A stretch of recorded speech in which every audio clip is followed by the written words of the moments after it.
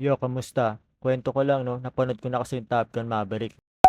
Oo, ngayon lang. Salamat sa Netflix. Habang pinapanood ko yun, napansin ko yung isang bida dun eh. Yung anak ni Gus. Kilala niyo ba siya? Si Miles Teller. Nakalala ko siya sa isang movie. Alam niyo ba kung ano? Ito, Clue. Dickens Street? Yeah, that's your party? You guys are throwing that? That's where Yeah. I'm going. I Yeah, have to be dude, fucking that's- crazy, bro. that's my- Di pa niyo kilala? Ito, bibigyan ko ng isang background music.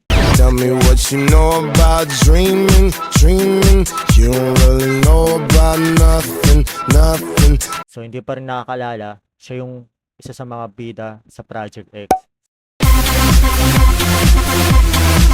2012 siya pinalabas tungkol sa mga kabataan na nag-set up ng party at yung party na yun ay naging isang epic party.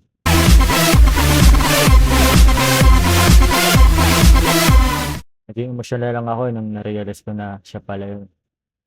Ang inang tanda ko na.